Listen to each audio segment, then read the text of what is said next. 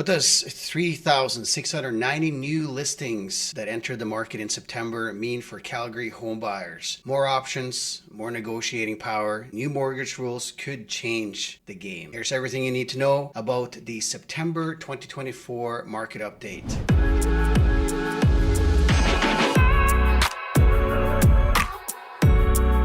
The Calgary real estate market in September 2024 is undergoing a transition, with rising inventory levels providing buyers with more options. However, the demand does remain strong across most property segments. And one of the things that we've seen here in September of 2024 was we saw 2002 sales here sold in September, which is down by 17% compared to September of last year. As you heard in the introduction here, we saw 3,690 new listings enter the market last month. This is up 15% from last year, but this is also the highest number of new listings that we have seen enter the market since September of 2008. So clearly more inventory is hitting the market. And this means that our inventory has surged to 5,095 listings here at the start of October, which is up by nearly 50% from September of last year. This means more options for home buyers, as we know that in the last year, or several years for that matter, the supply has been incredibly low, lots of demand, which has meant a lot of frustrations with home buyers as well.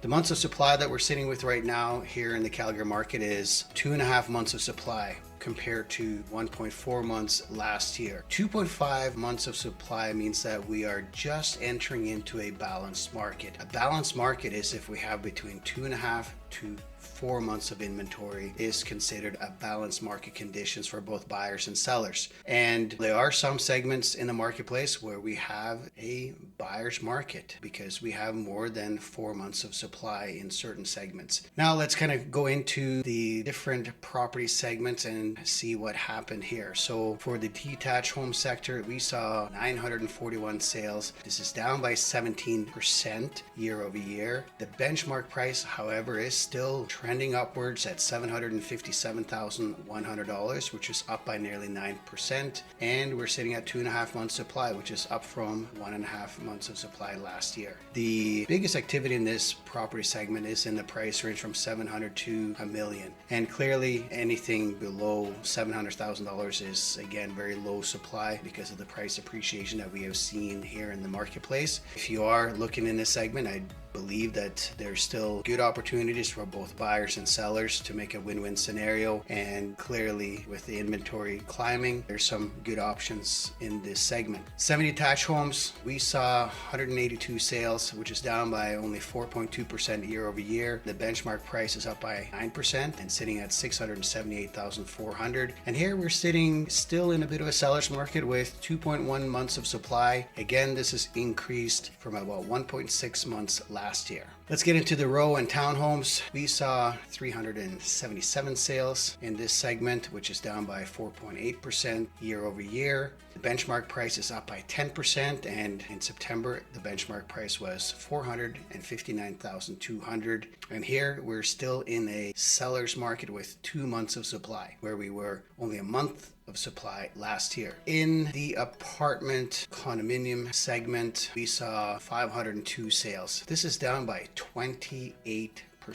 year over year, while the benchmark price is up to $345,000, which is up a staggering 14% year over year. Now, a year ago, we sat with about 1.5 months of supply, where we're now sitting on 3.2 months of supply. Again, considered a balanced market. However, if you're looking at the apartments and if you're looking at anything priced below $400,000, it is very competitive and very active. Now, if you get over $400,000, we are now considering this a buyer's market where there's lots of opportunity with negotiating power for buyers in the apartment segment. So as I said, the apartment segment represent the biggest opportunity for buyers. Despite that 14% year over year price increase, inventory has surged by 58%, leading to 3.2 months of supply, and a significant drop in the sales volume, which is down by nearly 28.7 to be exact, indicates that buyers have more leverage in this segment, making it a prime target for those who are looking to enter into the market or secure a better deal. Some of the other things that we've seen come out here this last month are new mortgage rules. And some of these mortgage rules are coming into effect here on December 15th, where the Canadian government has announced major mortgage rule changes aimed at improving housing affordability, particularly with first-time home buyers and those higher price markets like Toronto and Vancouver. The summary of some of these changes is the extended amortization period for first-time home buyers, buyers of new builds,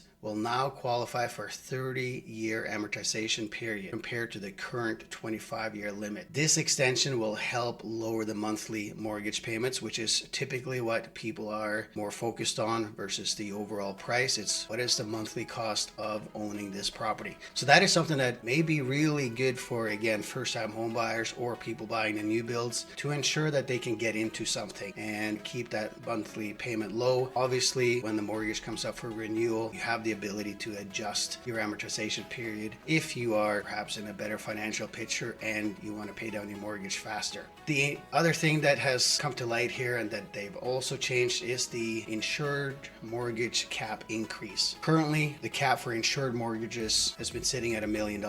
This is now going up to $1.5 million under the new mortgage rules. And for homes priced $1 million to $1.5 million can now qualify for government-backed insurance requiring only 5% down payment. And for example, under these new rules, a buyer purchasing a home for, let's call it $1 under 1.5 million, so $1,499,999, you would need a down payment of $1 under 125,000 to be exact. And the incurring insurance premium of this mortgage would be quite staggering at $57,750, and income that would be required to qualify for such mortgage would be approximately $327,000 a year.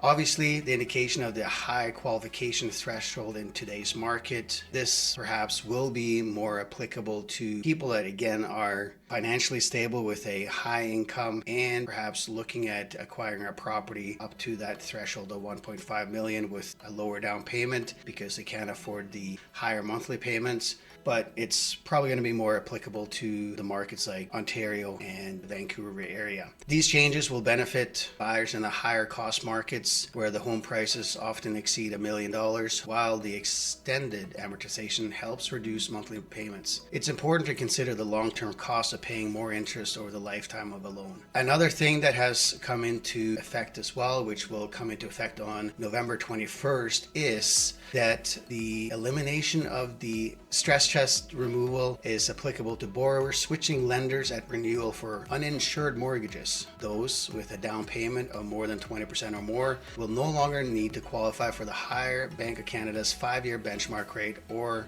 their mortgage rate plus 2%. The impact for borrowers is this change will make it easier for borrowers to shop around for better renewal rates without being restricted by the stress test. Encouraging more competition between lenders, borrowers will have greater flexibility to secure the best rates, potentially reducing the financial strain in a high rate environment. This is again applicable to everyone that perhaps, like I said, had non-insured mortgage, and especially here in the next 18 months or so, we have a lot of people that are up for mortgage renewal. So again, I think this is great news for everyone that is looking for a mortgage renewal of an uninsured mortgage. Another thing that was just announced yesterday is CMHC has come out with a new rule for anyone with a insured mortgage. And if they have any desire to build a suite, a basement suite or a carriage house suite, and basically create an additional dwelling on their property, and they have a mortgage that is mortgage insured, but they have equity in their property, they can now pull out equity up to 90% of the value of the home to use that equity to convert their home into a